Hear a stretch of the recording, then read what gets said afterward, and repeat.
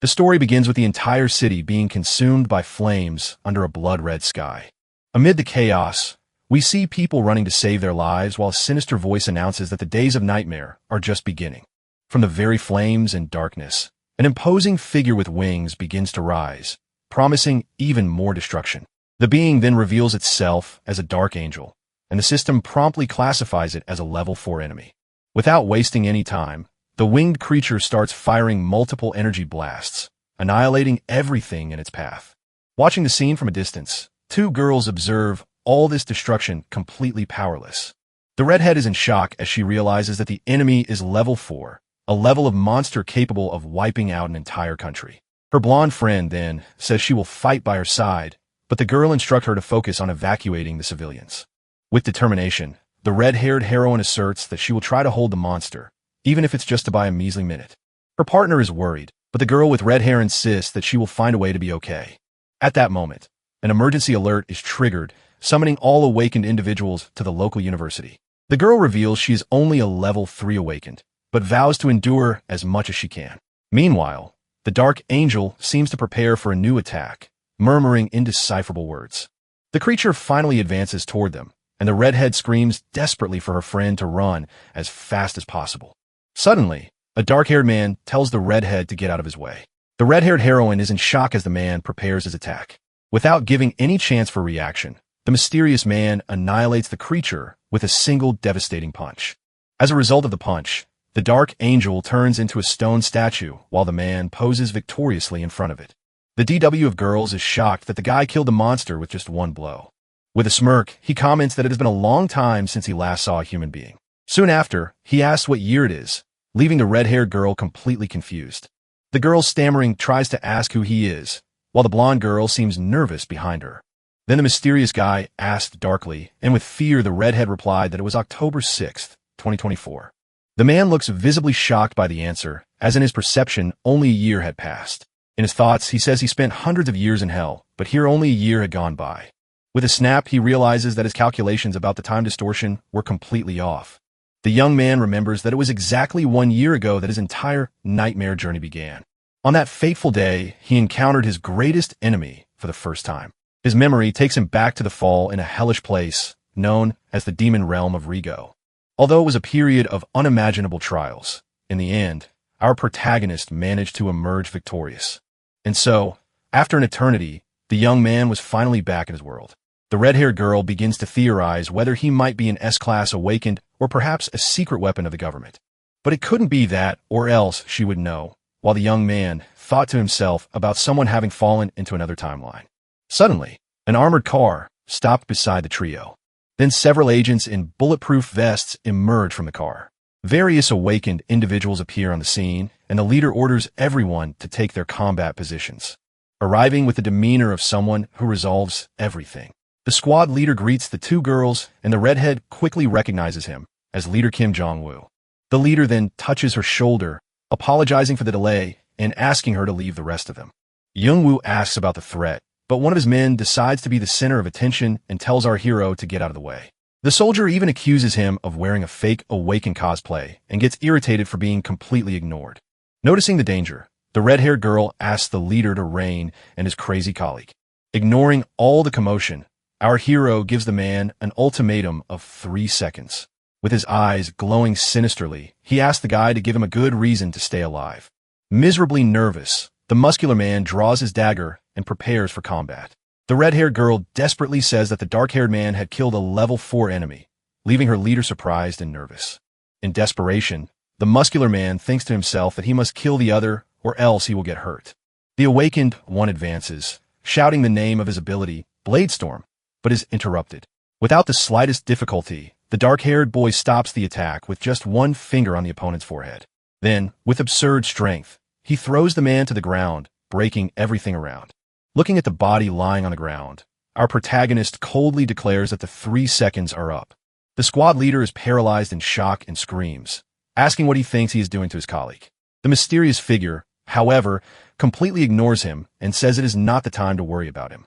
Then looking up, he warns that the portal is opening again. He also makes a point of adding that the power of all of them together will not be nearly enough to stop what is coming. The awakened ones around are shocked and terrified by this. The leader can hardly believe what he is seeing, completely paralyzed by fear. From the portal, a colossal monster emerges and is immediately identified as a level 6 enemy. Desperate leader Young Woo contacts headquarters, warning that an enemy, named Red Horn, has appeared. At the command center, an operator informs that this creature can eliminate more than 30 million people in a single day. Faced with the threat, the leader uses his powers and shouts for all the awakened in Korea to be summoned. Soon after, the group prepares for battle, aware that they need to buy time, even if it costs their own lives. The man in glasses then shouts for the blonde girl to flee with the red-haired girl. While the team of awakened ones bravely advances against the monster, our hero and the blonde girl merely observe. The confused girl does not understand why the dark-haired boy is standing, still doing absolutely nothing. Because of this, she turns to him and questions why he is not helping his companions in battle. The boy simply stares at her with a cold smile and asks why the hell she do that. The girl insists, arguing that this is also of his world and that he has more than enough power to protect it. He then asks her to give him one good reason to bother helping them. Continuing, he says that the weak always end badly and the strong survive, also stating that this is the law that the most powerful must follow. He adds that they must fight for their own lives if they have the capacity to do so. Otherwise, they will just be crushed by the stronger ones right at the moment the creature attacks another awakened one. Seeing all that destruction up close, the blonde girl is completely horrified by the scene. Ignoring the fight, he turns to her and asks where the MUS office is. Our protagonist calls her useless and simply turns his back to leave. Celine gets angry and calls him crazy for worrying about that now. Then she tries to take her friend away, but the blonde girl refuses to leave. The young woman named Nori stands up and says that this is not how powerful people act. Then she pulls out her swords from the portals, saying that those with power must do something. She charges at the monster, shouting that the powerful must protect the weak. The boy is surprised to see the girl attack the giant beast with her blades. But her attack does not work, and the girl is disarmed on one of her swords. With that, the monster opens its enormous mouth to devour the blonde girl in one go. Nuri closes her eyes and accepts her fate as a tear rolls down her face. Suddenly, a voice commands the monster to lower itself. With immense brutality, a giant creature's head is smashed against the asphalt. The duo of awakened ones looks at the scene, completely shocked by what just happened. The protagonist now holds Nori in his arms and calls her an interesting girl. With his clothes resembling demon wings, he holds her and says he likes her. The young woman becomes completely flushed, and then the boy introduces himself as Taeyong. He then adds that he will be her master, the great demon lord. The young blonde girl is utterly confused by that sudden declaration. She then watches him, wondering if that boy could merely be a true demon. However, the moment of reflection is brutally interrupted by the roar of the monster preparing to attack again. Visibly irritated, the dark-haired boy calls the creature an insignificant being. With a frightening look, he says that thing does not even have the right to open its mouth in front of him. With a single precise punch, he silences the beast using an absurd amount of strength. The impact of the blow is so violent that it makes everything around them tremble. He stares at the monster and complains that the creature's head is arrogantly above his, creating a sphere of energy above the creature. He asks why it does not bow before him. Then the sphere crushes the monster's head against the ground. Watching the scene, the other awakened ones are completely paralyzed by the display of such power. He then looks at the defeated creature and says that now they are on the same level. After that, our protagonist extends his hand and a crystal begins to be extracted from the monster. The purple crystal flies toward him and he catches it with one of his hands. With a hint of a stain, our hero looks at the purple stone in his hand and comments that it is just that. In light of the scene, the squad leader is shocked and wonders if that could be a magical stone. Then the crystal disintegrates into particles of light while the young blonde stares at it, still processing everything. The girl stammers and asks if something happened to him. The demon lord turns to her and simply orders her to follow him, leaving the young woman confused. Completely awkward, she asks what he means by that, but the young man makes it clear that he will not repeat himself. He insists that she has no choice but to follow him, which terrifies the girl. At that moment, Leader Young Woo shouts desperately that he will not allow such a thing. He thanks for the help, but asserts that Nori is one of them and cannot be taken by him. With a cold gaze, our protagonist responds simply and directly, "I can." Taeyong then says that he did not ask for permission from anyone and tells everyone to get out of his way. Releasing a powerful aura, he forces all the awakened ones to kneel, writhing in pain. Leader Young Woo wonders what kind of power it is while our hero calls them mere insects. Irritated by the interference, he decides that he needs to get rid of all of them once and for all. But Nori throws herself in front of him, pleading for the young man not to hurt her companions. The blonde girl agrees to follow him as long as he promises not to harm her friends. The demon lord observes her for a moment and comments that she seems to be quite a fair person, but he notices that it is not just that and perceives something more about the blonde girl. Suddenly, several system screens appear in front of him, revealing all her information. He realizes that she is a dual class, something extremely rare, even in the demon world. Despite the poor stats, he believes he can train her very well, and declares that she has been chosen. Then he extends his hand to the young woman, who hesitantly accepts the offer. As soon as he touches her, the girl screams in pain. But the young man tells her not to worry. Holding her firmly, he explains that it is just a recording ritual and that it will not be bad for her. With that, a massive red energy rises to the heavens, creating a giant pillar of light. The other surviving awakened ones watch the scene from a distance. They look at the pillar of light and wonder what the hell just happened there. Moments later, the scene shows a young man with purple hair healing Leader Youngwoo's wounds and the bodies of the defeated awakened ones. Serena was talking to the rescue team leader, Sunho. He can hardly believe that a single awakened one defeated so many enemies and even took someone with him. The girl then replies that she herself can hardly believe it and reveals that the guy's name was Taeyong. She also mentions that the young man was looking for the NWS office, which visibly irritates Leader Suno. In light of the situation, Serena asks if they plan to go after him, but warns that it would be impossible. She explains that no one there would stand a chance against a monster like that. While the duo walks in the distance, as they approach a building, he asks if it is there, and the nervous blonde girl confirms. In her thoughts, the young woman wonders if she should try to warn about her location. The girl considers sending the coordinates to her companions at that moment. But the young man, as if reading her mind, says that there is no need to warn anyone, leaving the girl frightened. He explains that he knows exactly what she's thinking and that her friend, the redhead, will certainly send someone soon. The demon lord adds that even if they came, they would be crushed like ants. Then he turns and warns that the young woman has no way to escape anymore, because now she belongs to him. Our protagonist simply orders her to show the way, and the blonde girl with no other option agrees. With tears in her eyes, the girl points the way and follows it in silence. Upon reaching a door, the dark-haired boy stares at a photo and calls for his grandmother. He then says that after hundreds of years wandering through demonic hells, he finally managed to return. As he gazes at the photograph, he admits to himself that even after all this time, he has never forgotten her. With that, the boy announces that he is now going to find her. But then Nori pointed at something in shock. She points inside the office. But what they find is a completely destroyed place. Seeing all that mess, our hero is blinded by rage and shouts, asking who is responsible for that. Meanwhile, an armored vehicle approaches the site at high speed. Inside, Leader Sumo informs that he has researched information about someone named Taeyang.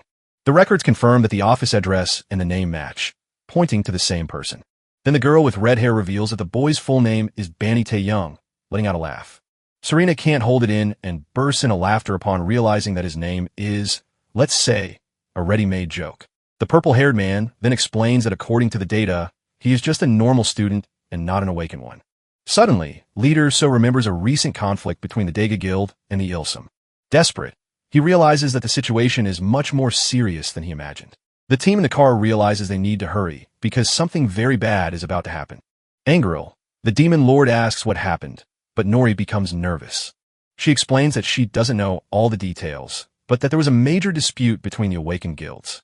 The young woman continues saying that they even tried to stop it, but several buildings ended up collapsing during the conflict. As a result, some people couldn't get out in time and ended up trapped in the rubble. The dark-haired boy falls to his knees amidst the debris, remembering his grandmother. He holds a photograph and calls for her with a look of deep sadness. His mind takes him back to when he was a child, hitting her while she affectionately complained about her weight. The lady worked hard, and the hopeful boy promised that they would have a better home one day. But back in the present, our hero laments, thinking about how excited he was to finally live with her. The blonde girl watches him from afar, feeling all the sadness he emanates. A dark and heavy aura begins to rise from him as the boy asks who did this. Blinded by rage, he questions which unfortunate souls would do this to his only relative. With his anger reaching a peak, he asks what kind of monsters would do such a thing. Suddenly, our protagonist stops for a moment upon noticing something. Leader Sangelo formally introduces himself as part of the White Tiger Intelligence Service. He bows and asks to talk, thinking to himself that he feels a lot of energy coming from the boy, so at least he's class A. The demon lord simply says he doesn't feel well and warns everyone to get out of his way. Samu insists, revealing that the culprits are from the Society of the Awakened, but their identities are still unknown. Taeyong then coldly responds, "That's it," and turns to leave, leaving the team leader confused. The dark-haired boy then announces that he is going straight to the Society of the Awakened. Shocked, the team leader asks if he intends to face them all alone. But Sermon intervenes, warning that perhaps our protagonist can indeed do just that. Faced with the threat, Smo orders his team to advance and stop him at all costs. The squad members complain among themselves, finding it boring to have to subdue some random guy.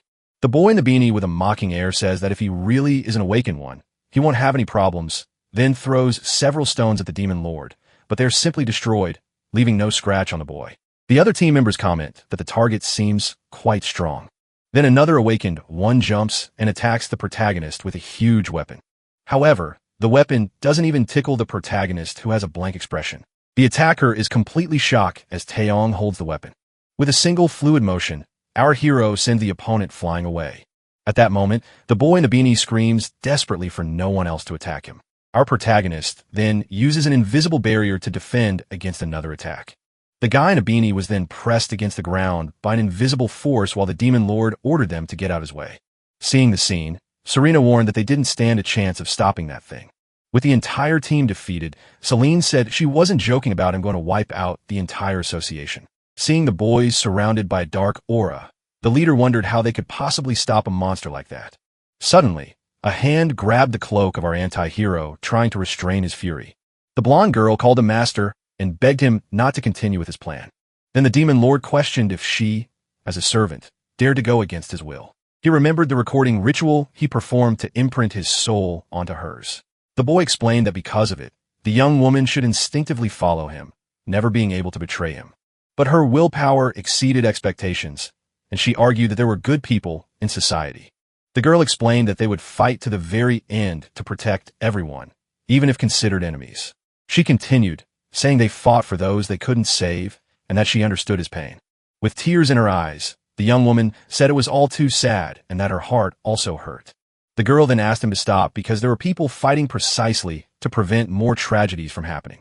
Faced with her words, our protagonist calmed down and wondered why he had even returned to that world. His mind took him to a memory of his grandmother, saying he didn't need to be the best at school or sports. She explained that by being a good person, he could help many people in need. Moved, the demon lord patted the blonde girl's head and thanked her. The boy continued the gesture and explained that thanks to her, he remembered the true reason for his return. He recalled that the only reason he endured everything and came back was to live by his grandmother's side. Looking at the rubble, he lamented that now it was too late for his beloved relative. He then declared that he would protect that world exactly as his grandmother taught him to do. The blonde girl broke into a wide smile and agreed enthusiastically with his words, but the boy scolded her, reminding her that she would have ceased to exist if not for his mercy. He then turned to the defeated team and said he would no longer go after the society, but with one condition. The team members were confused, so the leader asked him to continue. With a shining object in hand, the boy revealed that his condition was that they find his grandmother's killer within 3 days. The scene shifted to the imposing building of the Regional Intelligence Service headquarters. Inside, a man ran through the corridors while desperately calling for Lear Kong. He arrived shouting at the team leader, angrily cursing him for disappearing. The chief kept scolding him, saying he should have returned to report the situation. Samu apologized and explained that he had been busy cleaning up the mess while the chief wanted to know how they stop a level 6 enemy. He said he would report the details later, but had something else to tell, leaving the chief curious. Then he saw Taeyang and asked if he was an awakened one. The leader explained that he was a newly awakened they had just found at the scene, and the chief asked if he wasn't registered yet. Then he ordered them to take him for a test and register him immediately, leaving Sundo and Celine terrified. The demon lord overheard the conversation and with a mocking tone asked if they really wanted to test him. He then gave a slight smile, finding the whole situation amusing. The scene shifted to a corridor completely crowded with people waiting. Our protagonist complained about the number of people, but Saren explained that most were waiting for a chance to become awakened. But the protagonist grew impatient and asked if they really intended to make him wait. She grew nervous and said she would check at reception, then thought that if he was forced to wait, something horrible might happen. The red-haired girl ran to reception and said they were from the White Tiger team. Then the staff member confirmed if it was for the power measurement of Mr. Bon Tae-young, but he pointed to the crowd and explained that many people were waiting to be classified. Then the attendant warned that they would have to wait 1 or 2 hours because there were no exceptions. At that moment, our protagonist's eyes glowed red with fury. A dark aura surrounded him as he asked if they dared make him wait for useless people. The blonde girl noticed the rage and desperately begged her master to calm down. At this, a man in line got irritated and told her hero he needed to wait his turn. But the man was horrified as he felt the immense pressure coming from the demon lord. Looking at the crowd with disdain, the protagonist ordered everyone to get out of his way. At that moment, the receptionist freezes in fear of the terrifying situation. The demon lord states that measuring those insignificant beings is a waste of time. While Nori assists a young man in shock, he then orders them to classify him right now if they have the courage to do so. With several people fallen, the chief complains that they sent the young man for a grading assessment, and this happened. Observing the scene, the chief laments the chaos as each awakened individual is very precious. The young blonde girl comments with a smile that they were lucky he only did that. She explains that her master was quite kind for not seriously hurting anyone. At this, the chief wonders who that guy is to cause such extreme reactions in everyone. The team leader then approaches and warns his superior to prepare himself. Now in a testing room, our hero approaches an evaluation sphere. An employee explains that since he is of the magical type, he needs to attack the object. He then asks the young man to use his most powerful attack possible on the sphere. The demon lord finds it absurd to use all his power on a simple magical stone. He decides to use only the necessary power and, with a gesture, says the word explode, but nothing happens and the young man wonders why the magic infused with mana didn't work. An operator in the control room asks him not to get nervous and to try to relax. Irritated by the situation, the protagonist clenches his fist with an expression of fury. He decides to use brute force and punches the sphere with all his might. As the blow connects, he repeats the word explode with a serious look. Suddenly, an immense explosion of energy is released from the magical artifact. The operator in the control room is in shock as the sphere disappears completely. She nervously thanks him and says they will move on to the next tests, but he interrupts her. The demon lord states that it's useless since no toy there can measure his abilities. He's annoyed and says he doesn't want to waste any more time and just wants the results. The employee shows the results of her superior, while the blonde girl comments that the young man finished faster than she did. The chief analyzes the results, sweating profusely, while the young woman asks about the tests. Then she invites the demon lord to have coffee afterward, but both return their attention to the chief asking about the results. The screen displays Class S, and our hero finds all of this so boring that he almost yawns. Later, our protagonist and the blonde girl are sitting in a cafe. He takes a sip of green tea and complains that the drink is too bitter. Then the young woman offers her drink and says she can order another without any problem. With that, the young man accepts her drink and takes a sip with a cute expression. He seems to enjoy the flavor and gets a little flushed, finding the drink good. Nori then asks her master what his type is. The young man with black hair replies that he might be of magical type, leaving the girl confused. He then explains that since he arrived, he has only used a strength enchantment and not his real magic. At this, he remembers a message saying that his abilities were restricted outside the demon realm. With this, the blonde girl is shocked and realizes that magic is a restricted ability in this world. The girl imagines him as a circus magician, but he reprimands her since he can read her thoughts. The demon lord thinks that summoning his castle would be a problem and would destroy the current building. Suddenly, the chief calls him by name, and our protagonist turns to see what he wants. The superior nervously announces that the test result was Class S, leaving everyone shocked. He informs them that he is the first Class S awakened in the country, and the young woman is amazed. Soon, the protagonist tells him not to praise him and to get straight to the point about what he really wants. Stammering, the superior says he will explain the whole situation now. However, before the man can say anything, the young man cuts him off and refuses the offer. Desperate, the chief says that if he joins the media, he will gain fame and a lot of money. But the demon lord finds this annoying and says he can make money whenever he wants. He states that they should be grateful he agreed to cooperate, even if just a little. With a serious look, he adds that he will only help if they meet all his conditions. Then the leader thinks he needs to find a criminal quickly, while such a criminal at home mocks that no one could stop them. The black car drives down the road, taking our protagonist and his servant to a safe location. Inside the vehicle, the team leader says he understands and will not announce Tae-young's ranking.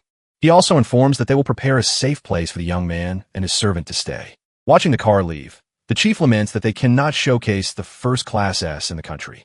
The young woman then explains that with a Class S, the balance of global power would be completely changed.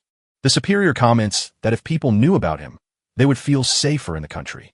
The scene then cuts to the young man and his servant arriving at a luxurious mansion. They walk through a long garden with a pool towards the enormous house. The young blonde is amazed by the size of the house, but the demon lord is not impressed. He says it doesn't compare to his castle, but admits that the place isn't so bad. 3 days later, the leader of the White Tiger team arrives at the mansion for a visit. As he approaches the door, he becomes confused by the noises coming from inside. The leader wonders if what he is hearing is the sound of a fight happening. He carefully opens the door and peeks inside, wanting to know what is going on there. Inside, he sees the training room completely destroyed with the girl sitting on the floor. The protagonist encourages her and tells her to come at him with all her strength. Obeying the command, the servant grabs her swords and advances to attack her master. The team leader realizes that the two are in the middle of a training session. The blonde girl crosses her swords, preparing for an attack. She jumps determinedly towards her master, ready to strike. Then she tries to attack him from above, while her master calmly observes from below. Nori brings his swords down forcefully on Taiyang. However, he simply holds them, leaving the blonde surprised. Then he throws the girl away with force. She lands on her knees, sliding back as if she were going to counterattack. However, she lets out a little cry of pain, and the young man decides that the training for today has been enough. He says that despite being weak, she's making progress and must continue training leave stopping. Then, thinking to himself that to truly be his subordinate, she needs to reach Class S. Nori then reminds him that it was already the deadline he set, leaving some nervous behind the door. The young woman asks if he is really going to end them, and the young man says he has given enough time, but she argues that those are also precious lives, and that he shouldn't do that. The demon lord reflects on her words, and says that he hasn't heard something like that in centuries. He remembers the demon realm where life was worthless and was all about survival. Then he comforts her and says that what he will do is not a senseless slaughter. The young man explains that this is revenge for his grandmother and a warning to prevent it from happening again. He says that even if innocent lives are lost, others will be saved by this action. The young woman agrees, and the protagonist thinks that he has become soft since arriving in this world. The team leader bursts in, shouting that he can no longer stand their conversation. He says he came to deliver something, and the young man complains that he could have called. Embarrassed, the team leader explains that he wanted to make the delivery personally to him. He notes that the girl has changed a lot and wonders if it's because she is the young man's subordinate. Irritated, the demon lord says he doesn't like wasting time, and the leader apologizes. The man hands over a folder and informs that the investigation results have come out as promised. Then the young man opens the report and discovers that the culprits are members of the Ilsum Guild. The guild is an old gang that became awakened after its leader gained powers, but they continue to be cruel criminals who torment the ordinary citizens of the city. The leader explains that they cannot do anything because the guild is affiliated with the association. Soon, the demon lord closes the folder and comments that people like that exist everywhere, and they are lucky. He says that the leader can clean up the mess without getting his own hands dirty. Then he turns to his servant and asks if she understands what needs to be done now. The young blonde looks a bit confused, but soon understands what her master means. He then tells him to wait there, because his revenge is finally close. Meanwhile, the leader of the Ilsen Guild celebrates having conquered another territory. This is Kim Gilth, the leader, and mocks the National Intelligence Service. Suddenly, the building is hit by a huge explosion coming from the sky. Inside, chaos ensues as the guards rush desperately to protect their leader. They quickly exit the building, and the furious leader asks Sudir to fight against them. In front of the Ilsenjil building, the members look out the sky, completely shocked. In the sky, a message of fire appears, demanding that they pay for all their sins. With that, the guild members panic and wonder who did this. Frightened, they shout for their leader and point, saying there is something in the midst of the flames. Floating in the sky, the demon lord asks if they are the members of the Ilsum Guild. He then orders them to confess their sins and bow until they break into apologies. With a threatening look, he promises that only after that will he end them all without pain. The members of the Ilsum Guild are completely shocked and terrified by what they have seen. The leader pointed at the demon lord, saying that he was the one who did this, then declaring that he and his guild would kill him for it. Thinking it is his chance to rise in rank within the guild, the man charges to attack. The guild member shouts insults as the demon lord leaps down from above. He looked at everyone with disdain as he fell. Tyan landed powerfully on the ground, asserting that this was the guild's last chance before he stopped showing mercy to them. Frightened, the criminals wonder what kind of person this is in front of them. One of the more cowardly members decides to flee and screams that he is out of this madness. However, the demon lord asks who said that fleeing was an option for them, then throwing a metal beam that pierces the fugitive. The leader was paralyzed by the brutal way one of his members was killed. Soon the demon lord says that they could have had a quick end, but lack the courage. Guilt is left speechless, terrified by the monstrous aura of the protagonist. With that, he flees, telling his partners to fight in his place. The dark-haired boy mocks the leader's attitude and talks about how a cowardly leader behaves. He watches the man run and comments on the cowardice of abandoning his subordinates. The boy thinks that this world is no better than the demonic one and explodes everything with his power. The scene shows the aftermath of the attack with the ground and walls completely marked. Inside a room, security measures are activated, closing the windows and locking the doors. The man says that the room is made of magical gems and that normal attacks do not work there. At this, the leader gets angry, thinking this is revenge for a job poorly done. His henchman asks how many men they have and also says he sent everyone away. Suddenly, several guild members gather and say they could defeat a Class A. They then see the invader, and one of the men shouts that he is too strong and dangerous. Realizing that the boy is a highly awakened one, they all charge to attack him.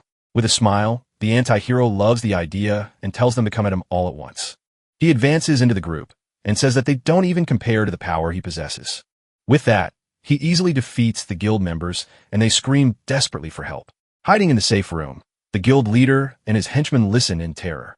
The two remain silent as the leader looks to the side and seems to think of something. Outside, the boy causes an explosion and asks if that helped at all. He then walks through the destruction towards the room where the two are hiding. With a threatening look, he says that the rats always end up hiding in the end. The henchman is shocked and cannot believe that he defeated so many awakened ones alone. He then crawls to the glass door, then starting to bang on it desperately, but it does not budge, and he screams that he does not want to die. The demon lord grabs him by the neck and asks why he does not want to die after taking innocent lives. Then, without thinking twice, he grabbed the man's head and ended it. Seeing the scene, the guild leader trembles in fear and calls the boy a monster. The invader coldly responds that his only goal is the total destruction of the guild. He then stares at the leader and asks for a reason not to end his life right there. The man tries to lie, saying it was self-defense, but the boy knows he is lying. He exposes the lie and says that they were the ones who attacked first without giving a chance. The guild leader is shocked that he knows the truth and wonders if the boy is joking. Then he tells himself that he is the leader of the guild and that he would end the protagonist even if it cost him his arm, then charging at him.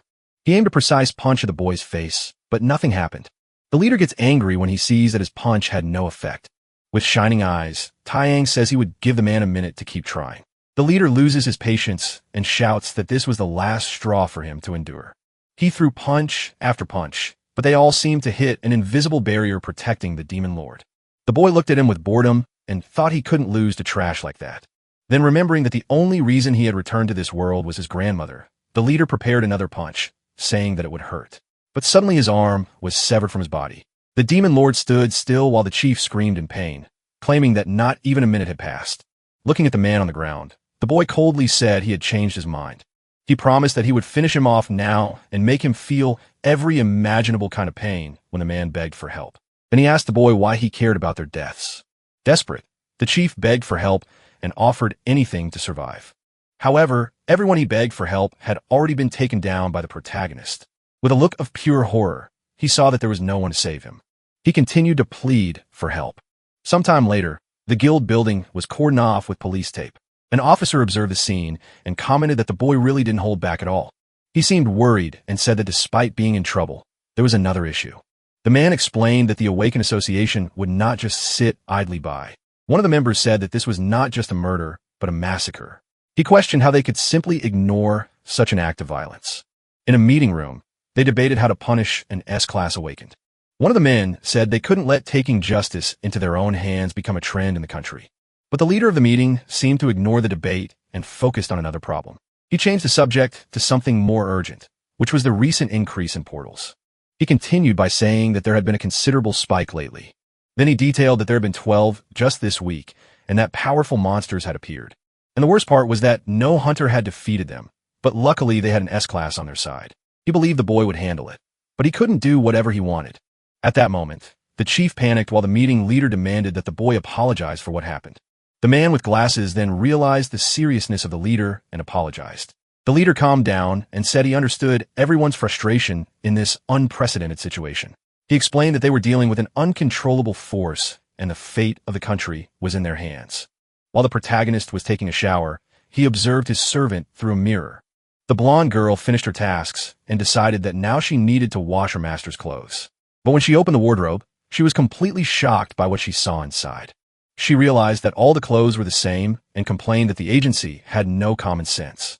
With a change of clothes in hand, she went to her master but let out a scream of astonishment. Tying was Ryan's hair with a towel and then asked why the girl was screaming. Completely blushing, the girl questioned him about coming out of the bathroom like that. Stammering, she handed the pieces to the boy and asked for permission to leave quickly.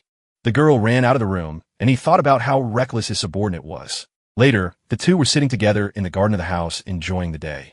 Nori observed him and thought that he had been quiet for days, feeling an emptiness after the revenge. She then reflected on what she could do to make her master a little happier. Suddenly, the girl had an idea and turned to him with an excited expression. With a smile, she approached and suggested that they could go shopping together. He looked at her a bit surprised and repeated her question in his thoughts. The girl said they needed new clothes, and the boy seemed to like the suggestion. The girl was all happy and delighted with the Lord's response to go shopping. Nori said she would get ready, but her master said there was a problem. Worried, the girl asked what the problem was and thought of several bad things. The boy then revealed that he was completely out of money at the moment. Nori offered to lend him her money, but he immediately declined the offer. With that, the young man invokes a purple crystal and says that Alor does not borrow money. Holding the gem, he explains that if they sell it, they will have more than enough money. Then, sometime later, the two arrive at a tall building in the city center. The girl explains that this is a trading market for the National Intelligence Service. She continues by saying that not only agents but also awakened individuals negotiate there. As they approach, a smiling attendant greets them and asks what they want to sell. The woman explains that she needs to see the merchandise first to assess its value. But upon seeing the purple crystal, the attendant is completely shocked and speechless. She then nervously asks them to wait a moment while she makes a call. The woman calls Mr. Park and informs him that someone wants to sell a rare gem. She excitedly states that the size of the gem is abnormal. Moments later, the man is talking with the young man and his servant in his office. The man then introduces himself as Park Sanho from the sales division and welcomes them. He wonders what a National Intelligence Service agent is doing there with that man.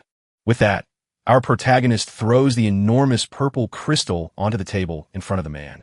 Park Sanho is astonished and cannot believe the size of it, questioning the gem's level. The protagonist then asks what their offer is while the man continues to stare at the crystal and the young man in shock. Sono apologizes and says that buying a stone of that size requires a national budget. Impatient, the young man takes the crystal back with a look of disdain on his face. He then uses his power to break the giant gem into several smaller pieces. The sales division man looks surprised as the young man asks if that is enough. Park wonders how someone can break magical stones and notes that the piece is worth billions. He says he can buy it, but that it will take some time to gather the fund for payment. The hero feels disappointed and says that the largest trading market in the country does not have money for this. Nori then intervenes and asks if they can at least pay a portion up front. The man says that the situation is unprecedented, and the girl reminds him that they can profit greatly from the stones. With that, she makes a proposal and says that if he pays 1 billion, they will accept it immediately. Meanwhile, the young man stares at the man and wonders how she dares to negotiate like that. Under pressure, Park accepts the offer and thinks that the young man in front of him is a wild beast. Shortly after, the transfer of 1 billion wons is completed and the money lands in Tangyang's account. With the payment confirmed, Nori smiles excitedly and says that now they can go shopping. Walking down the street, the girl suggests checking out the master's clothes first, praising her for the bargain. But in the office, the agency man is furious and wonders how those worms dare to do that. He cannot believe they took advantage of him, someone who considers himself part of the elite. Filled with rage, the man grabs his phone and promises to show the true power of money. In it, makes a call and says that he has some scoundrels he wants to deal with. Far away, our protagonist and his subordinate enjoy their shopping day happily when suddenly the sky turned purple and various lightning bolts appeared. Suddenly, his sinister purple energy surged in the city's sky, catching everyone's attention. The girl is super excited looking at the fancy clothing stores in the city. With that, she points to one of the stores and calls her master to go there with her. But the young man tells her to buy something first since he doesn't need anything. The girl immediately denies it and says that today is exclusively for taking care of his clothes. Then the young woman takes her master's arm and invites him to enter the store. She drags him inside, saying that today he will dress well. The young man just watches her in silence, seeming a bit surprised by her attitude. He thought to himself that the more he pays attention to her, the more impressed he becomes. Taeyang looked at Nori's hand holding his fingers. He then continues to reflect that the more he observes her, the more peculiar she seems. The two then arrive at a luxury clothing store called Moral to start shopping. Right at the entrance, a well-dressed employee greets them with a bow. He asks if they are looking for something specific, and the blonde girl excitedly points to the clothes. The subordinate asks to dress her boss from head to toe with the best there is.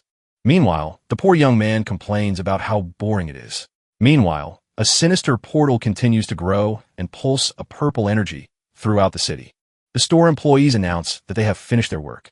The girl is left speechless and completely amazed by her master's new appearance. With a new outfit, the protagonist comments that he has not used clothes like that. Feeling awkward, he turns to the subordinate and asks for her opinion on his look. Stammering and all flushed, the young woman exclaims that he looks really, really handsome. She even swears that she is telling the truth and that he looks great that way. The girl then exclaims that she can hardly wait to tell everyone that he is her master. He adjusts the collar of his suit, still a bit uncomfortable with the new clothes. Then he says that they can go, but the girl seems confused by his hurry. She asks if the young man doesn't want to look in the mirror, but he says he doesn't need to. The master states that her opinion is what matters, and now it's time to buy her things. With a red face, the blonde thinks that he liked the outfit and that she got what she wanted. The protagonist urges her to hurry while his partner agrees, excitedly.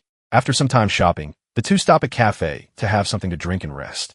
With a smile on her face, the girl holds the shopping bags, happy with the result.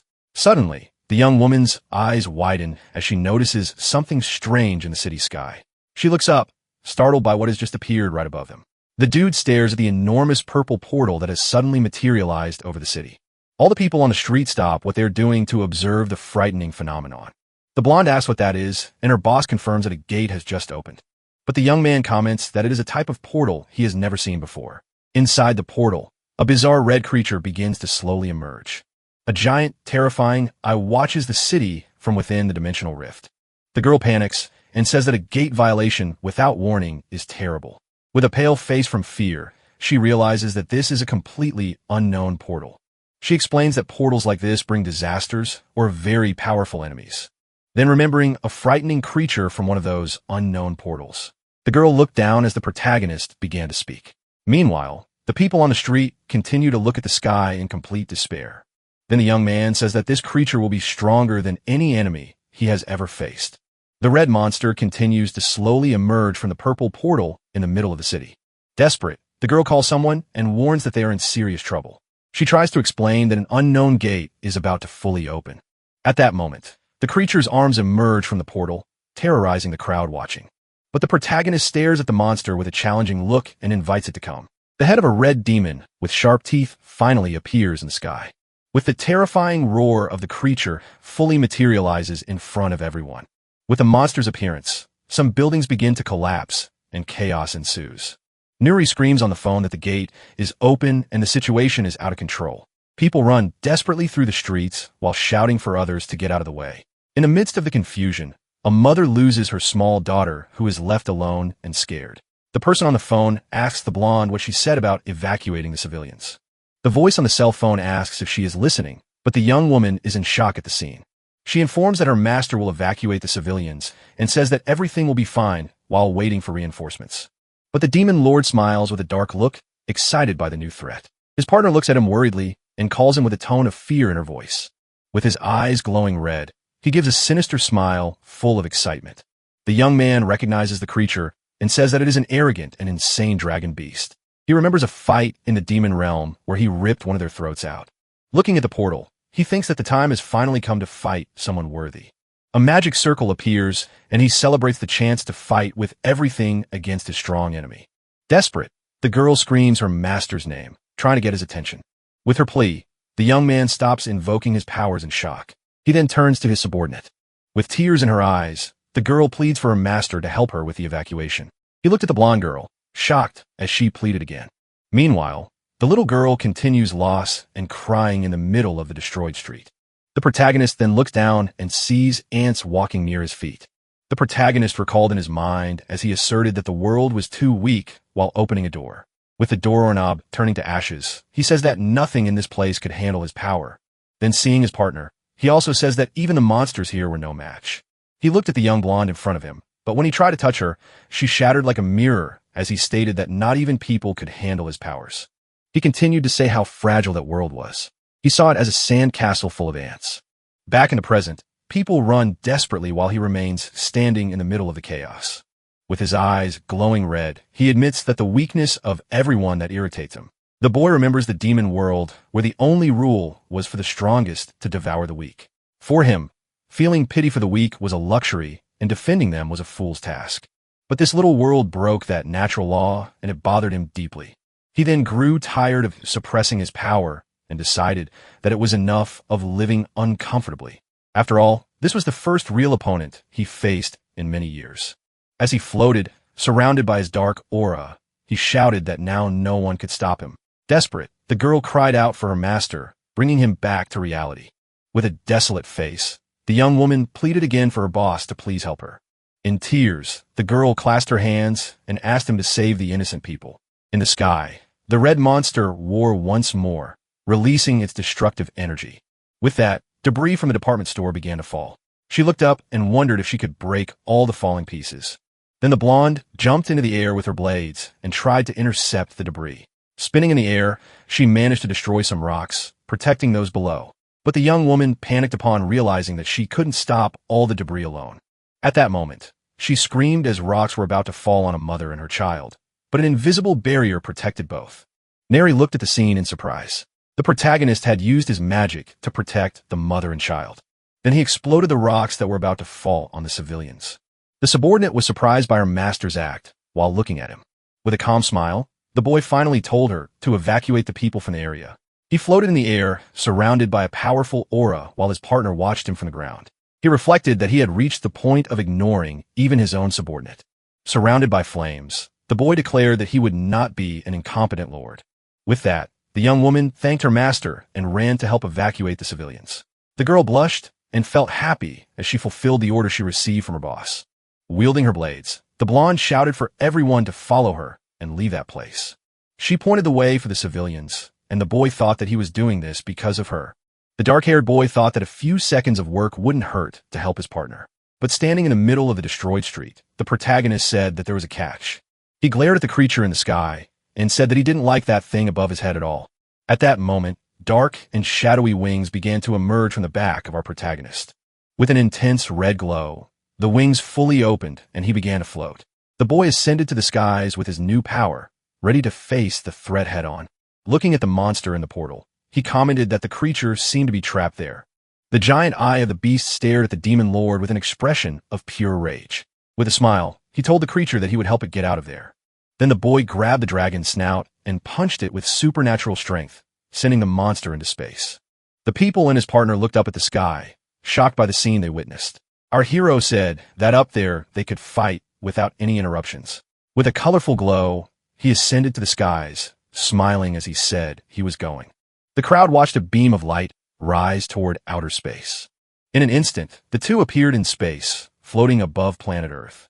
The red dragon quickly looked around for its opponent. The dark-haired boy appeared in front of it, asking if the beast had awakened, and said that now no one would disturb them. With his eye glowing, he commented that this seemed like a very ancient dragon. Then he said that he hoped the dragon wouldn't make a fool of him. He remained silent while the creature warded him. Suddenly, a screen appears with information about the creature called Karos. The notes say that the beast got lost and violated the rules due to a contract. He wonders if the dragon made a contract and broke the rules by giving up on itself. At that moment, the creature opens its mouth and a blue energy sphere forms inside. The monster fires an energy beam, and the young man knows that this is not good at all. Floating in space, he knows that behind him is the human world he needs to protect. He understands that if that breath hits the planet, it will be a bloodbath. The young man says he can easily prevent that, but coming here to fight would be pointless. So, he decides to face the attack head-on. With that, the energy hits him squarely while an invisible protective barrier shields him. The dragon then stops its attack, thinking it had hit the young man. However, seeing that he remains still in the vacuum of space, completely unharmed by the blow. The protagonist then stares at the monster and complains that he had just bought those clothes. The creature becomes furious at the audacity and prepares another, even larger energy attack. But with a confident smile, the young man charges at the beast at high speed. He then lands a powerful punch directly on the side of the ancient dragon. Then he strikes another blow on top of the creature's head. The red beast screams in pain for the first time, feeling the power of its opponent. Looking at his flaming fist, he comments that after so long that felt really good. Our protagonist is happy to find something that doesn't break with just a simple touch. The creature roars furiously and prepares to bite the young man. The young man then touches the dragon, seemingly analyzing the texture of its skin. With that, the beast invokes a magical shield to defend itself from the brown-haired boy's strikes. The protagonist merely observes it with a serious and analytical look on his face. Irritated, the monster roars once more, showing its sharp fangs to him. The demon lord then kicks the barrier with all his strength, but nothing happens. With a serious look, he realizes that this is a dragon that can use magic. He notices that the creature created a barrier that doesn't completely block attacks, but will still delay the end of the battle. The young man admits that he still doesn't control the magic of this world to break the defense. But with a smile, he says that there is nothing he can't break with brute force. He finds fights boring, so he decides to use a special item from his arsenal. In that, the brown-haired boy opens a purple portal and begins to pull something from inside. His eyes shine as he reveals his weapon, the dragon blade Ascalon. Wielding the legendary sword, he asks if the monster can recognize it. Our hero reveals that the weapon was made from the spine of the demon dragon, Zigma. The monster snorts upon hearing about the origin of that legendary sword. As he tells the dragon that this weapon is the worst it could face, the dragon breathes his blue fire in the direction of the young man. He then asks if the creature would like to test its power. With a single strike, the young man cuts the energy beam in half effortlessly. Holding the blade, he comments with a smile that its power is very good. Furious, the creature charges once more to try to devour its opponent. But the brown-haired boy is faster and escapes the monster's mouth. Then he readies the blade, pointing it at his opponent's chest. With a precise strike, he plunges the sword into the creature, which flew backward from the impact. With a smile, the young man warns that with this, it will no longer be able to use magical tricks. He remained in an attack position while observing his sword in the enemy's chest. Our protagonist says that now it's his turn and throws a right hook at the dragon. With the power of the young man's blow, the creature is sent flying far away. Meanwhile, in a space station, two people are working when suddenly the dragon passed in front of the window, leaving them shocked. The creature clings to the structure with all its strength with a smile. Taeyong admits that his opponent is quite skilled. He then asks what the next trick the beast will use against him while purple flames cover him. The brown-haired boy recognizes the level 6 explosion magic called Flare. He questions whether the dragon thinks it will hit him with that. The dragon attacks him, but he says that his opponent is very mistaken. The young man reveals that the beast cannot hurt him because his magical resistance is at its maximum. The monster is shocked, and the protagonist asks if that is all it can do. He says that if that's the case, it's time to fight only with brute force. No more tricks. With a wicked smile on his face, he prepares to deliver the final blow. Then the two opponents gray their final attacks. On Earth, a red-haired girl and her partner help evacuate civilians from the rubble. Meanwhile, we see the little blonde holding a giant piece of concrete. With it, she manages to protect several civilians who are panicking about the situation.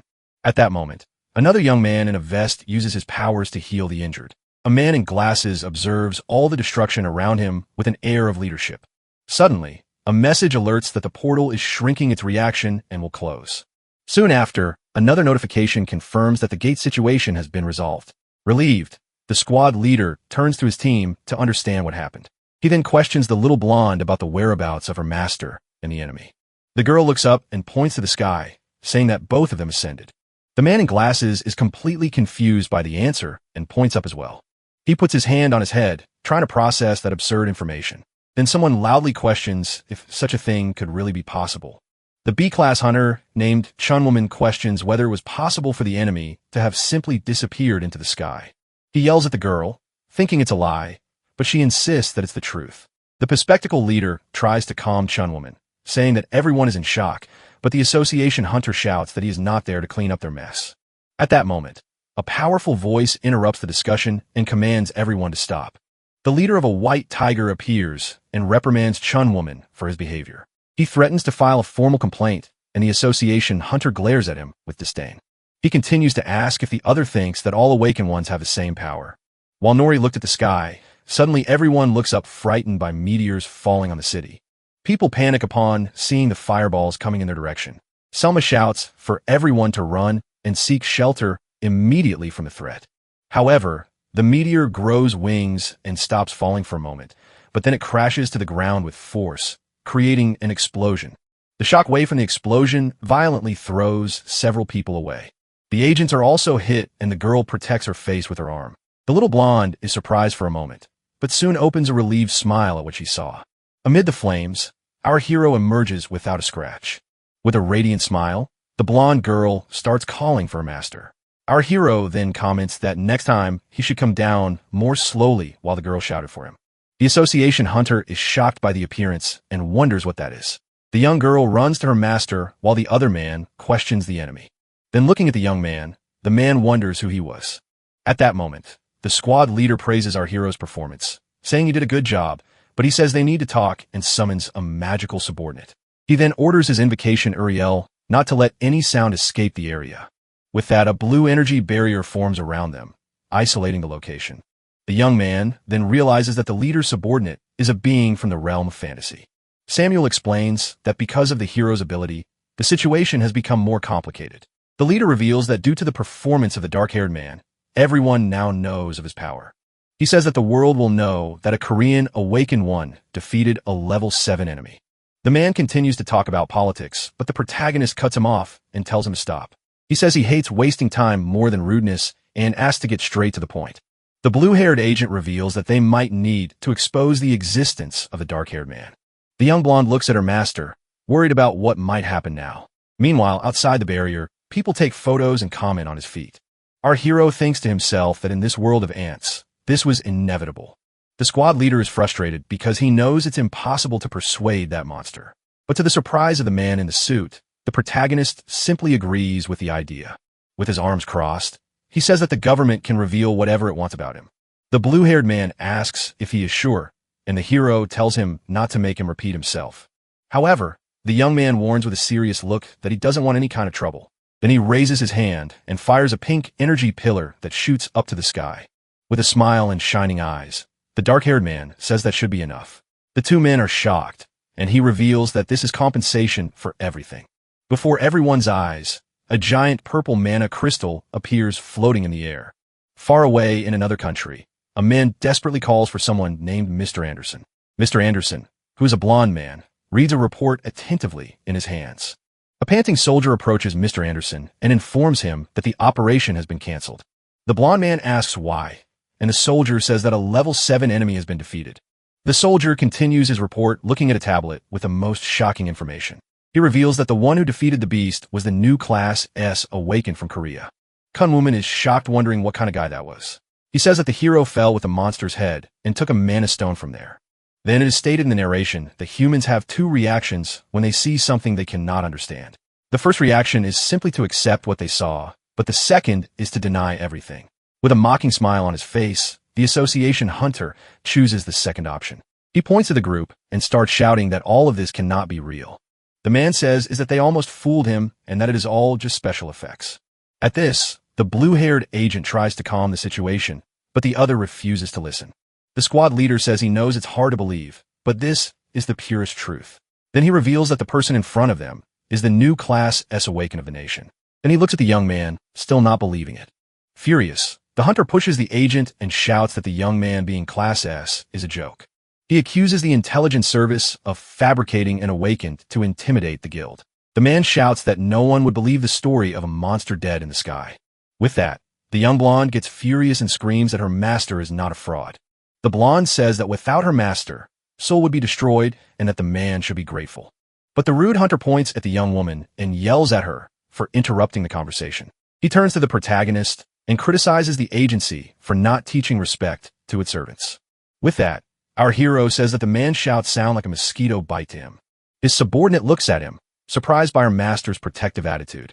Then the dark-haired man releases his aura and questions how the man dares to be rude to his servant. With his eyes glowing red, he says he is not generous enough to ignore this. The man began to tremble in fear while the young man said that this was a warning. He tells the frightened hunter to never speak ill of him or his subordinates again. Otherwise, the man will face the most painful end he can imagine. The hunter feels small in the presence of the demon lord. He fell to the ground, terrified, while the young man turned his back and walked away with a bored look. He warns his servant to leave, leaving her surprised. The young woman responds that yes, and follows her master, who is already walking away.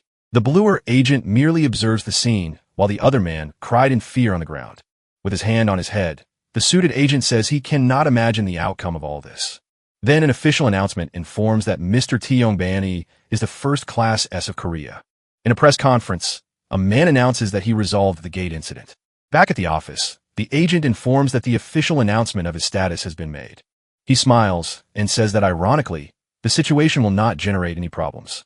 At this, the young blonde explains that her master is one of the 9 Class S awakened in the world. She continues by saying that now no organization in the country would dare to challenge him. Then the squad leader, looking at his tablet, explains that this was their biggest concern. He explains that without Heil heroes, Korea was at the mercy of other nations. Japan and the United States tried to interfere, but the protagonist resolved everything on his own. However, the agent warns that other countries will not remain idle and will try to eliminate him. Therefore, the suited man suggests that they need to make as many allies as possible. He reveals that the Wolf Team Awakened unit from the USA requested to visit him. The young man says he is not interested, and the agent is surprised by the missed opportunity.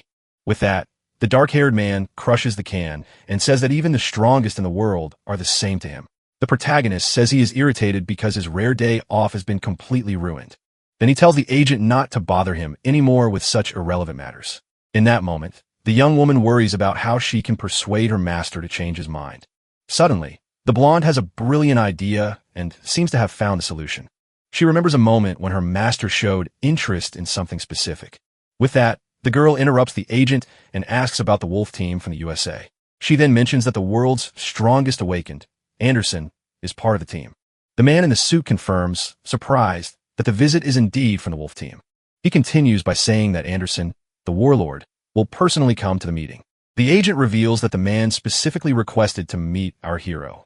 With a smile on his face, the dark-haired man finally finds the situation a bit interesting. The blonde smiles because she knows that the only thing that excites her master is a strong opponent.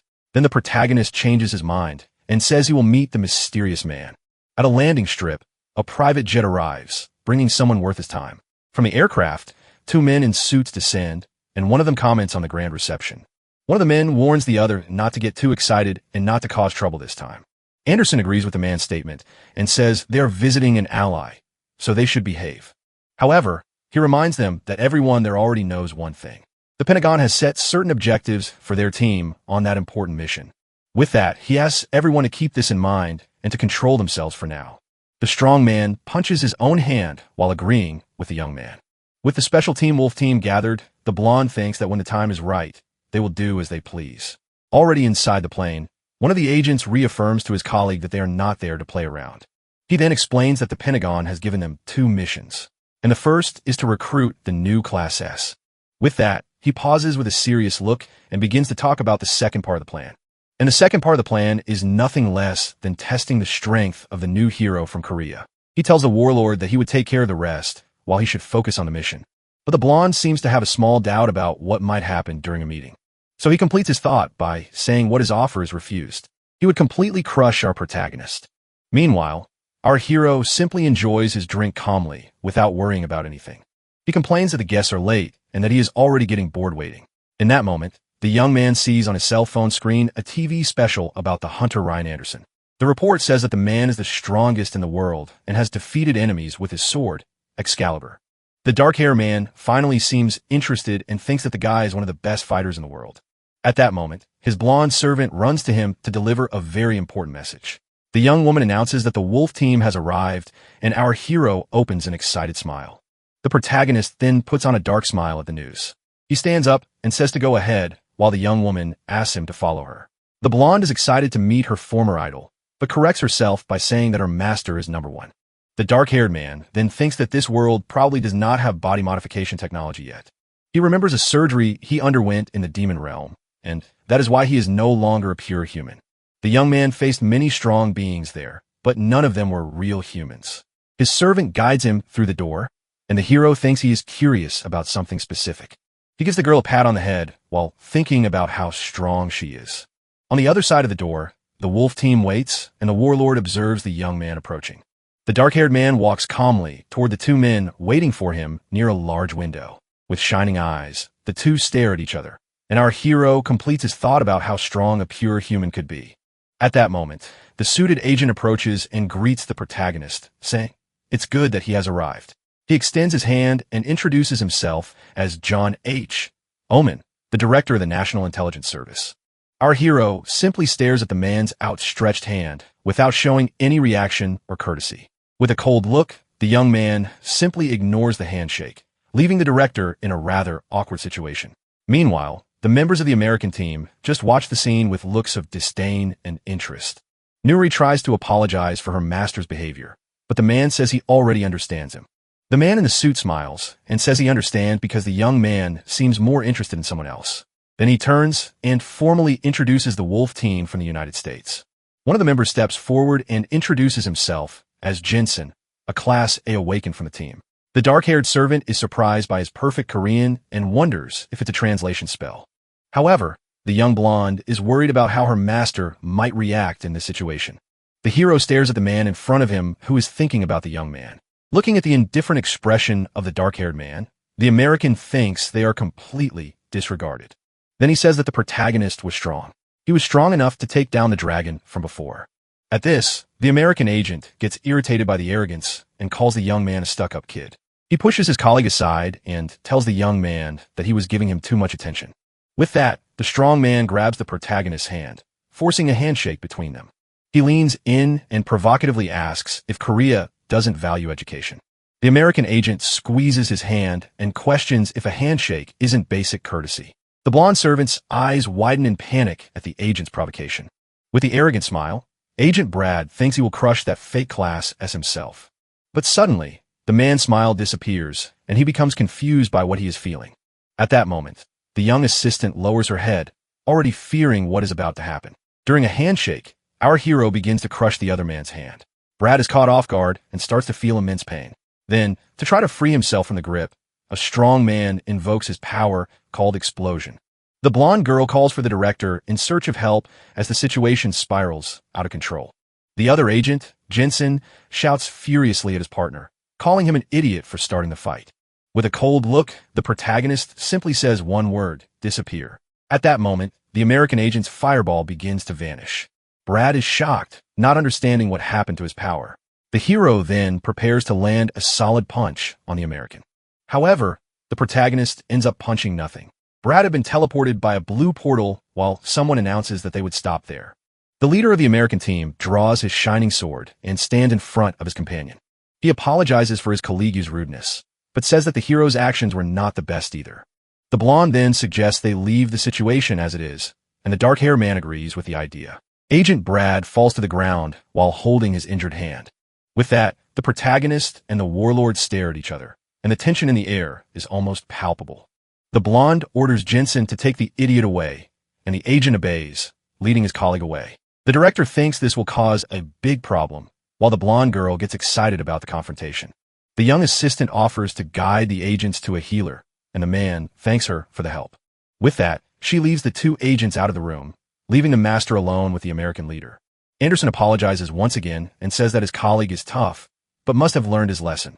The dark-haired man says he doesn't waste time with weak people and tells the blonde to get straight to the point of the conversation. The warlord finds it amusing that the hero called a class a weak people so naturally.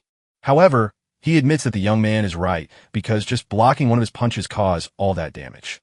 The blonde thinks that if they become enemies, the hero will be a headache, and then he goes straight to the point. He finally makes the offer and asks if the protagonist wants to join them in the United States.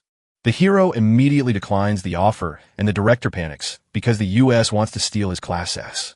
The American leader is surprised, but the hero says he won't repeat himself. The protagonist then provokes him, saying that deep down the American also desires this. Releasing his aura, he says that both are curious and suggests they fight right there. With a confident smile on his face, the warlord accepts our hero's challenge. Meanwhile, in another room, a healer is tending to the injured hand of American Agent Brad. The man in the suit seems furious and complains to his colleague for putting him in that situation, but his colleague Jensen reprimands him, saying he caused all of that with his attitude. Brad gets irritated and shouts that the Korean hero disrespected the best team in the world. The young assistant watches as Brad argues with his partner, wondering how he can remain calm. Jensen simply responds with indifference and asks what the problem is with all of this. He then remembers that their opponent is a Class S and one of the strongest that exists. For such a powerful man, arrogance is a right, and he needs to understand that. The agent continues by saying that the team is only strong because of their leader Anderson and not because of him. He says that Brad is only there because of his skill and tells him to stay in his place with clenched teeth. The man says he knows all of that, but cannot accept it. He stands up and shouts that he will never recognize that Korean hunter as an equal. The agent says it is impossible for a Class S to be born in such a small country, and his colleague asks him to stop. Brad shouts that if the team had another Class S, they wouldn't be going through this humiliation. Then finally, Nori interrupts him and says that he was lucky it ended only that way. The two men look confused at the blonde girl. With a serious look, she says that if her master wanted, he would have already dealt with both of them. The two agents are surprised by the girl's boldness and stare at her in disbelief. But Agent Brad starts to laugh loudly and asks what that little girl is saying. He approaches her and mockingly asks what a child like her could possibly know. The blonde ignores him and says she knows one thing, and it's about how strong her master is. She then confidently declares that the Korean hero is the strongest in humanity. Brad starts to laugh even louder and finds it funny that she calls the guy master. With a smirk, he says she's free to believe in her own illusions, but then he says that soon her reality will be shattered. Brad then states that at this moment, Leader Anderson is putting an end to her master's pride. He continues by saying that the warlord will destroy that Class S once and for all. Back to the fight, the American leader prepares to attack with his sword. The blonde then points at his opponent with his beloved Excalibur. The director, who was watching the clash, wonders how this had happened. He observes the fight from a control room on screens that show his shipment. He wonders if the fight was arranged on purpose to test American firepower. The man remembers that even though it is a duel, it is still a battle between two Class S. So, the director just hopes the building doesn't collapse after the fight finally ends. Back to the confrontation, the warlord stands still for a moment with a confused expression. He then asks the protagonist if he doesn't need a weapon. Then the dark-haired one replies that it would be foolish to fight barehanded against someone like him. The system analyzes the opponent's abilities and shows that he has level 3 celestial swordsmanship. With that, the dark-haired one suggests it would be better if both use swords in that fight. He thinks that his own swordsmanship is level 8 and wonders which weapon he should choose. At that moment, an arsenal of magical swords appears floating around our hero. The young man remembers a special blade he received from the Demon King as a symbol of loyalty. The purple energy around him intensifies as he decides which weapon to use in the fight. The American is shocked and realizes that the young man opened a portal using a magic system. With a confident smile, the hero says that his opponent has made him wait far too long. The hero chooses an imposing blade and says is worthy of his opponent and is called the Blade of Thunder. The warlord smiles confidently and thanks the young man for praising his sword Excalibur. The blonde admits that he thought he was a fighter, but it seems the young man has a talent for swords. With a smile, the young man reveals he is a mage, but tells his opponent not to worry about that. He then states that he will fight using only his swordsmanship and nothing else. At this, the American leader gets irritated and thinks the young man's words are full of arrogance. Without wasting any more time, the U.S. hunter prepares with his weapon in hand. He shouts that he will make the dark-haired one regret everything he said as he charges at the protagonist. The blonde's blade creates a giant wave of energy that advances, destroying everything in its path. But the young man dodges with a leap. In the control room, the director is shocked and shouts that this is just the power of his sword. The attack causes immense destruction at the site, and the director worries about the damage. He thinks that with such power, a level 7 enemy would be defeated instantly, and this is the best technique. However, floating unharmed was the demon lord who then praises the warlord's attack. The blonde is incredulous to see that the young man managed to dodge his deadly attack. Realizing that he dodged effortlessly as Nris hit him during the strike, the American leader becomes furious and tells himself that he will wipe that smile off the young man's face. Without hesitation, the warlord charges again with a series of quick attacks. But our hero seems to be enjoying the fight and praises his opponent's determination. He then prepares his own sword and says it's time to take things to another level. At that moment, the American hunter feels a dangerous energy coming from the protagonist. With a swift movement, the dark-haired man lunges at the blonde, leaving a red trail in the air. The warlord is thrown forcefully against the ground and screams in pain from the impact. The blow is so strong that the American hunter is injured and the situation looks very grim. Our hero stares at him and thinks that Anderson is the strongest of humanity and cannot give up. He then hopes that the fight doesn't end there, that the blonde will get up to continue the battle. On the ground, the warlord is impressed and thinks about how strong his opponent really is. Then he remembers an enemy he faced in the past, known as the Bone Collector. In a flashback, we see the American hunter fighting against a giant, terrifying creature. The monster was level 5 and had bones so strong that the battle was extremely bloody. It was after defeating the beast that he became a Class S and forged his sword Excalibur. Back in the present, the American leader declares that his blade is indestructible. He thinks that as the wielder of such a powerful weapon, he too cannot be broken. With that, the blonde picks up his sword from the ground. Our hero watches everything with a smile and says that it's very good to see. The warlord acknowledges the strength of the dark-haired man and says that from now on everything will be different. He declares that he will fight with the intent to kill, and the protagonist responds that he is looking forward to it. Meanwhile, in the control room, the director panics and shouts for them not to do that. The American leader then invokes his power massacre. Then his weapon begins to shine intensely as he wields it. The young man feels the powerful vibration coming from the blonde and finds it all very interesting. The American hunter thinks that his ability does not only cause the vibration of the blade. Then he delivers a devastating blow that creates an explosion of white energy at the site. Without giving the hero time to react, the blonde charges with impressive speed, but the dark-haired man smiles and thinks that this is great and that he needs even more power. With a confident smile, he asks his opponent to show all his abilities.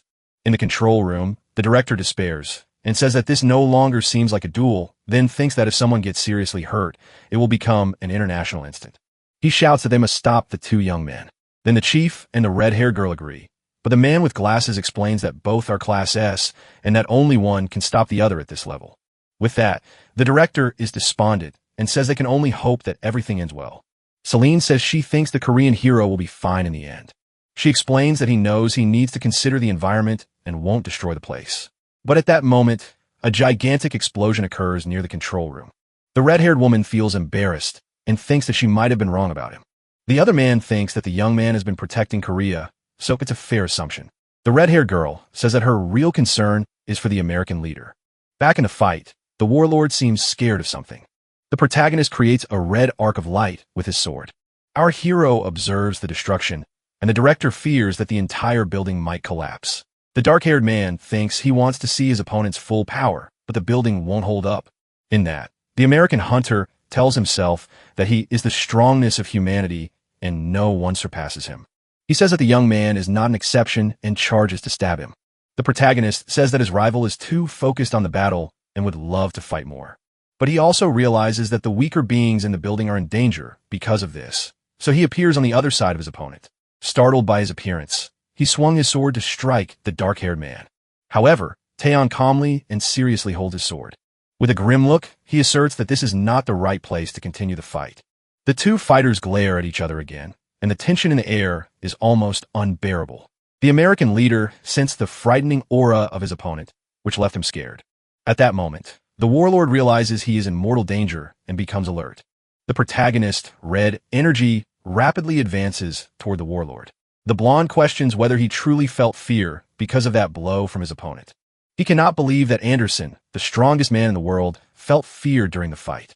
Angrel, the American hunter, shouts that there is no way that can be true and refuses to accept it. With that, he charges forward with a powerful wind attack aimed at our hero. However, the dark-haired man easily stops the blow using his purple and mysterious energy. The U.S. leader is completely shocked and wonders what just happened. Then suddenly, his hand gets trapped inside a black hole. He screams in pain, not understanding what is happening. Our hero then says that arrogance is a privilege only for the strongest. He calls the blonde a weak man who arrogantly proclaims himself the protector of the world. The protagonist adds that his rival cannot even protect himself. With that, the American hunter is slammed hard against the concrete floor. In the control room, everyone is desperate about what just happened. The hero stands over the fallen body of the warlord who has finally been defeated. With a victorious smile, the protagonist reveals that the name of that move is back smash. Far from there, the vibration of the fight is felt and people on the street look at the building in fear. In another location, a man in a suit and a blonde girl also feel the tremor and become alert. The man smiles at the situation and tells the girl that the battle has finally begun. He then taunts the young woman, telling her to say goodbye because her master is going to get beaten by Anderson. With an air of superiority, he continues saying that the boy is on his knees begging for his life. But the girl becomes furious and says she cannot stand by listening to insults about her master. The suited man is shocked by her energy, while his colleague merely observes in surprise. Jensen analyzes the girl and thinks she seems strong, but only a Class B. The man in the suit shouts, asking if the young woman wants to fight, and his colleague finds it interesting. The girl responds that yes, believing it is her right to maintain a dominant attitude.